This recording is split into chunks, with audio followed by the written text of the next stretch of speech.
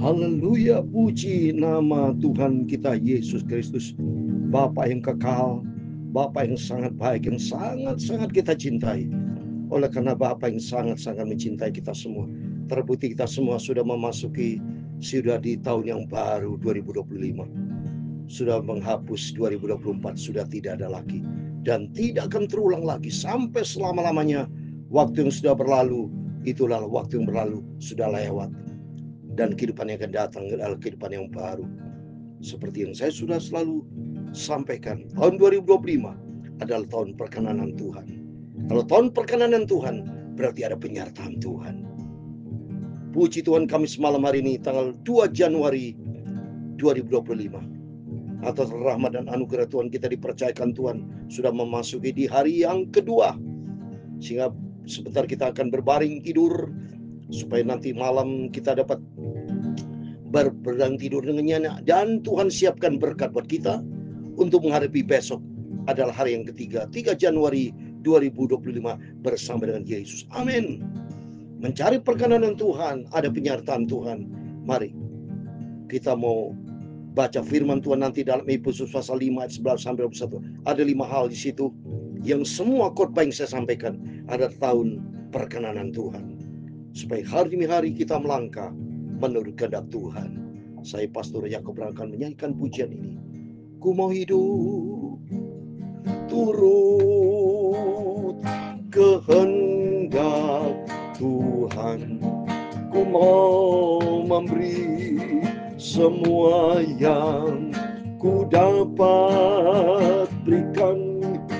Ku mau cinta yang lebih dari semua. Ku mau belajar membalas cintanya Tuhan Yesus. Amin, haleluya. Ku mau hidup turut kehendak Tuhan. Ku mau memberi semua yang ku dapat berikan. Ku mau cinta Dia lebih dari semua. Ku mau belajar membalas cintanya Tuhan Yesus. Amin, haleluya. Dalam surat 1 Tesalonika pasal 2 ayat yang 12, demikian firman Tuhan, dan meminta dengan sangat supaya kamu hidup sesuai dengan kehendak Allah yang memanggil kamu ke dalam kerajaan dan kemuliaannya bersama Tuhan Yesus. Amin, haleluya. Ku mau hidup turut kehendak ya Tuhan. Punya mula kebesaran dan kejayaan, kehormatan, kemasyuran, dan keagungan. Ya segala-galanya yang ada di langit dan di bumi. Ya Tuhan, punya mula kerajaan. Dan Engkau yang tertinggi itu melebihi segala-galanya sebagai kepala. Sebab kekayaan dan kemuliaan berasal daripadamu, dan Engkaulah yang berkuasa atas segala-galanya. Dalam tangan-Mu lah kekuatan dan kejayaan. Amin, haleluya. Dalam tangan-Mu lah kuasa membesarkan dan mengokohkan segala-galanya. Sekarang ya Allah kami bersyukur kepadamu dan memuji nama-Mu yang agung itu. Itulah Tuhan Yesus Kristus Bapa-Ku. Amin, haleluya. Tuhan Yesus, sucikan mulutku, pikiran dan hatiku. Malam hari ini kami mau baca firman Tuhan. Ampuni Bapa semua dosa dan salahku. Tuntunlah hidupku di dalam kebenaran firman-Mu. Segala puji, hormat, kebesaran, ketinggian, kemuliaan, keagungan, kesempurnaan, kekudusan dapat tertinggi di atas segala-galanya hanya bagi Engkau, Tuhan Yesus Kristus. Engkau Bapakku, Rajaku, Tuhanku, Juru Selamatku di atas segala-galanya. Terima kasih Bapa. Berfirman Bapa, kusiapkan hatiku di tahun yang baru, di 2 Januari 2025. Hidupku untuk Tuhan Yesus. Karena aku mencari perkenan Engkau Bapa, supaya langkah-langkah hidupku selaras dengan firman Tuhan. Dalam nama Tuhan Yesus, kami sudah berdoa mengucap syukur. Haleluya. Amin. Sekali lagi, masih saya dalam suasana tahun baru. Saya katakan selamat tahun baru kepada Bapak Ibu Saudara semua. Kami masih di hari yang kedua, masih baru Saudara. Seperti bayi baru lahir 2 hari Saudara ya. Ya, mari kita mau senantiasa hidup di dalam perkenanan Tuhan. Hidup di dalam terang Tuhan. Ada 5 poin Saudara. Ya. Malam ini saya mau terangkan 5 poin dalam Yesus pasal 5 11 sampai 21. Yang kemarin saya sudah terangkan 5 poin juga senantiasa. Saya mau hidup di dalam pimpinan Roh Kudus yang kemarin ini Saudara. Sentralnya Tuhan Yesus, mencari perkenanan Tuhan. Tempatkan Tuhan sebagai sentral dalam hidup kita. Yesus sebagai sentral. Kalau Yesus sebagai sentral, mari kita mau hidup di dalam pimpinan Roh Kudus yang sudah saya terangkan kemarin. Dan hidup kita senantiasa penuh dengan doa Saudara ya. Kalau kita mencari perkenanan Tuhan dipimpin Roh Kudus harus penuh dengan doa. Dan ketiga harus jaga hati. Ya, tidak boleh dendam, dengki, benci, iri hati, tidak boleh Saudara ya. Hati harus dijaga. Ya. Seperti di dalam Mazmur Sulaiman pasal 4 ayat 23, jagalah hatimu dengan segala kewaspadaan. Ini penting Saudara. Ya, karena sentral hidup kita di hati ini Saudara. Maka pentingnya hati isi dengan firman. Dalam Mazmur 119 ayat 11, biar janjimu Tuhan firman, kusimpan dalam hatiku. Supaya hati kita tidak berhati gelap, tapi hati terang. Yang keempat, mari kita memiliki sifat taat ya. Jadi ini Bapak Ibu tidak boleh lupa, bila perlu dicatat Saudara, supaya setiap langkah Saudara selalu, wah aku ini sudah dipimpin Roh Kudus enggak ya? Apa dipimpin oleh kedagingan? Supaya kita selalu evaluasi diri. Yang kedua, apakah aku penuh dengan doa? Hari ini aku doa enggak ya? Nah, mari Saudara sadar. Kalau kurang doa, berdoa. Yang ketiga, wah aku jaga hati. Tidak boleh dendam, dengki, benci. Kalau Saudara disakitin orang ya. Wah kata firman Tuhan hari ini, jaga hati. Ya. Terus yang keempat, punya sifat taat. Tidak boleh bandel. Ya. Kalau bandel ya sudah Saudara ya. Ikuti kedagingan, ikut iblis. Banyak contoh-contoh bandel, Raja Saul bandel, Yudas Iskariot bandel ya. Banyak bandel-bandel, mereka tidak ikuti firman Tuhan. Mereka akan mengalami resiko ya. Jadi miliki sifat taat, tidak boleh bandel ya. Yang kelima, harus kita punya iman sama Tuhan ya.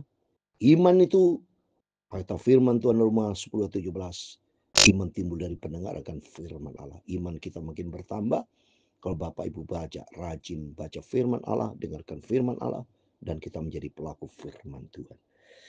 Yang keenam, mari kita mau hidup di dalam terang Tuhan, ya, bukan di dalam kegelapan.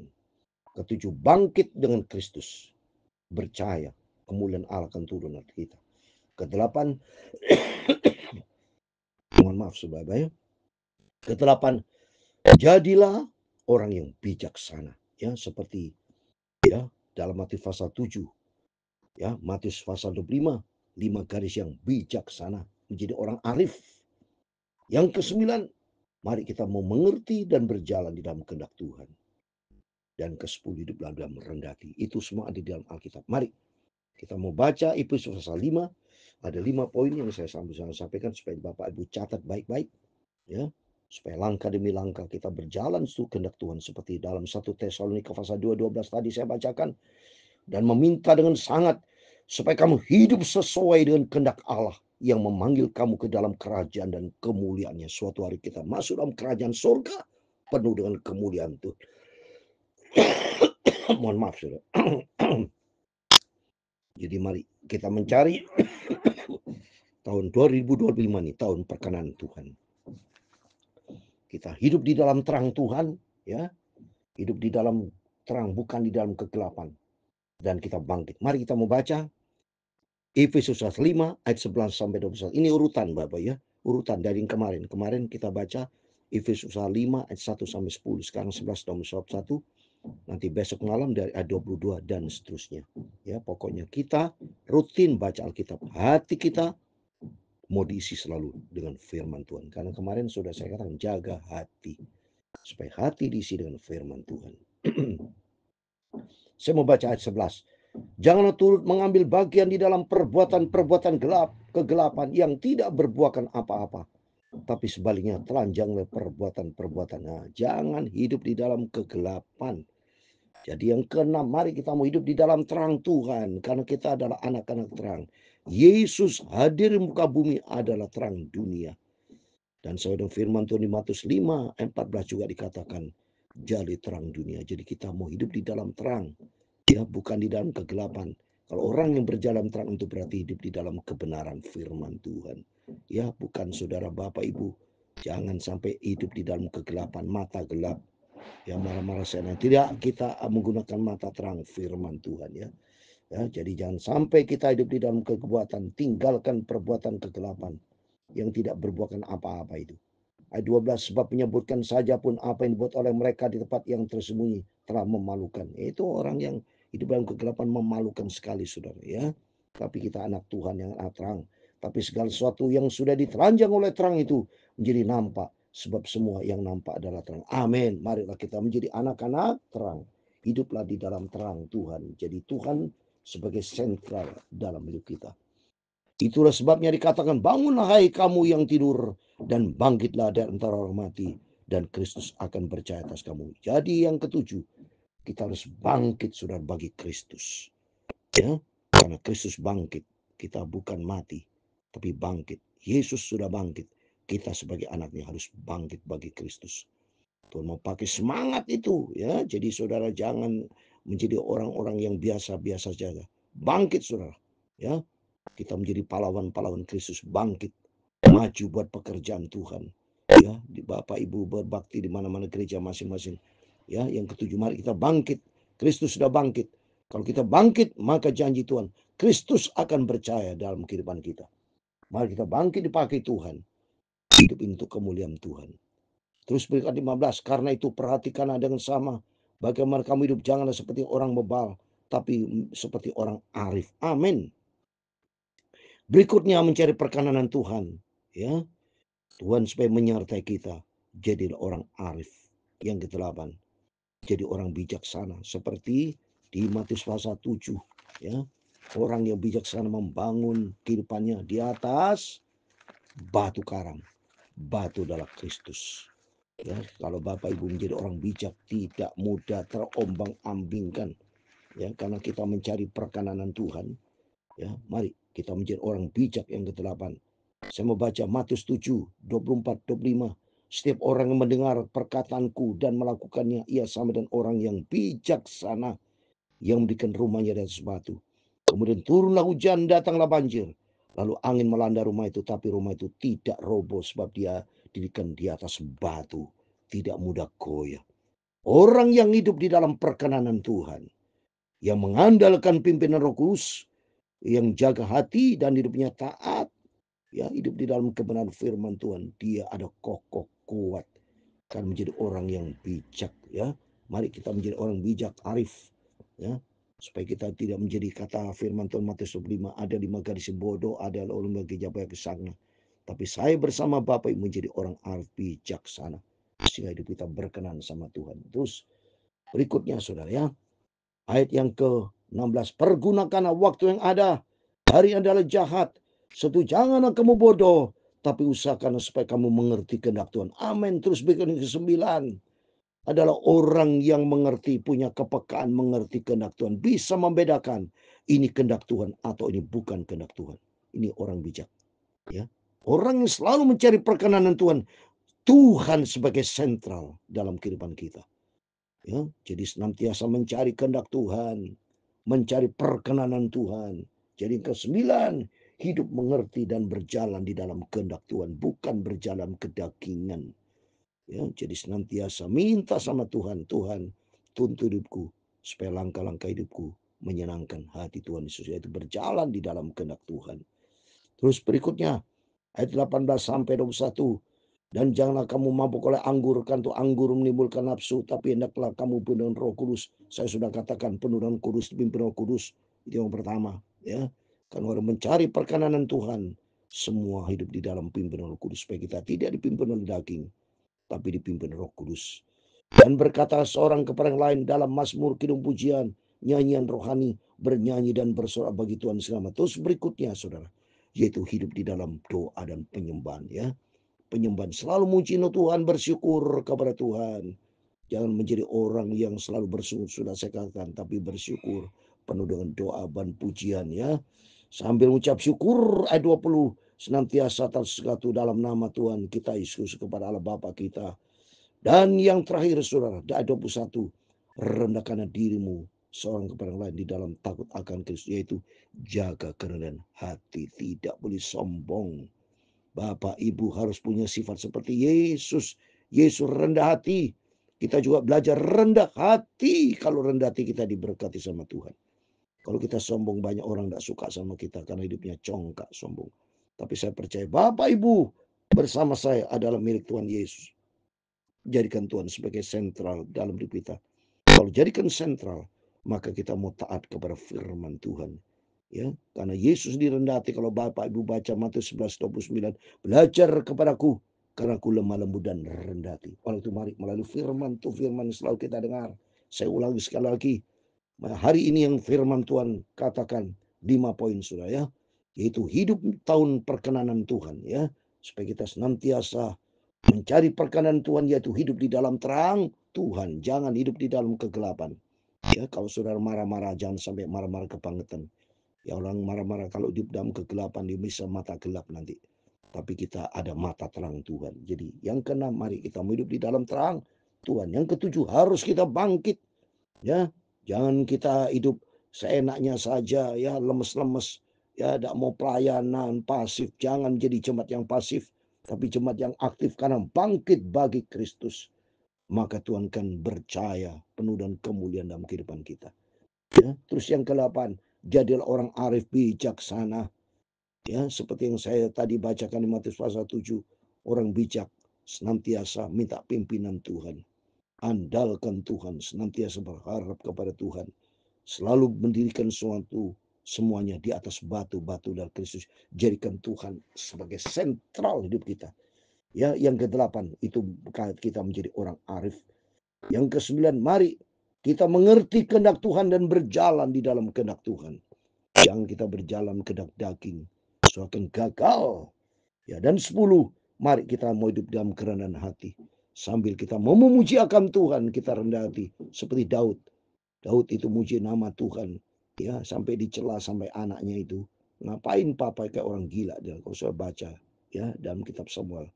Tapi Daud tidak peduli, dia memujiakan Tuhan. Karena dia tahu persis hanya Tuhanlah yang punya segala hal yang layak kita puji dan sembah. Oleh itu dengan sikap yang rendah hati kita mujiakan Tuhan. Jadi melalui firman Tuhan supaya kita menjaga hati kita, supaya hidup kita berkenan sama Tuhan, menyenangkan hati Tuhan, yaitu hidup menurut kehendak Tuhan. Amin. Tuhan memberkati itu semua. Ku mau hidup turut kehendak Tuhan. Ku mau memberi semua yang ku dapat berikan. Ku mau cinta Dia lebih dari semua. Ku mau belajar membalas cintanya Tuhan Yesus. Haleluya. Tuhan memberkati engkau dan melindungi engkau.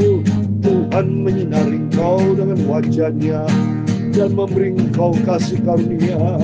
Tuhan menghadapkan wajah-Nya kepadamu dan memberi engkau damai sejahtera. Bapa kami yang di surga, dikuduskan namamu, datanglah kerajaan-Mu, Jadilah kehendak-Mu di bumi seperti di surga. Amin, haleluya. Berikanlah kami pada hari ini makanan kami yang secukupnya, dan ampunilah kami akan kesalahan kami, seperti kami juga mengampuni orang bersalah kepada kami. Dan jangan membawa kami ke dalam pencobaan, tetapi lepaskanlah kami dari orang jahat. Karena Engkau yang punya kerajaan dan kuasa dan kemuliaan sampai selama-lamanya. Amin. Sebelum kita berbaring tidur pada malam hari ini, hari yang kedua di bulan Januari 2025, jangan lupa berjaga dan berdoa. Kata firman Tuhan pada malam hari ini ada 5 poin. Mari kita hidup di dalam terang Tuhan, bukan di dalam kegelapan. Yang ketujuh, kita mau bangkit bagi Kristus. Semangat kita untuk Tuhan. Jangan kita loyo-loyo, karena di situ Tuhan akan menyatakan kebesaran kemuliaan-Nya kepada kita semua. Yang ke-8, mari kita menjadi orang arif bijaksana. Jangan menjadi 5 gadis yang bodoh, tapi 5 gadis yang bijaksana, yang mengerti kehendak Tuhan. Yang ke-9, mengerti dan berjalan di dalam kehendak Tuhan. Jangan kita mengerti diri sendiri, tapi tidak mengerti kehendak Tuhan. Jangan kita gagal, tapi belajar kita mengerti dan melakukannya kehendak Tuhan. Maka pentingnya kita mau rajin baca Alkitab. Pentingnya Bapak selalu dengar firman-firman yang saya sampaikan. Saya percaya pasti Tuhan berkati. Rohani sehat, jasmani sehat. Yang terakhir, mari kita hidup dalam kerendahan hati. Itu maunya dari Yesus. Karena Yesus sendiri rendah hati. Mari kita hari kita dibentuk menyenangkan hati Tuhan Yesus. Tuhan Yesus memberkati kita semua. Ku mau hidup turut kehendak Tuhan. Ku mau memberi semua yang ku dapat berikan. Ku mau cinta Dia lebih dari semuanya. Ku mau belajar membalas cintanya Tuhan Yesus. Amin. Biar firman malam hari ini jadi pegangan yang ajaib setiap langkah hidup kita, sampai suatu hari kalau kita masuk di dalam kerajaan surga. Amin. Immanuel.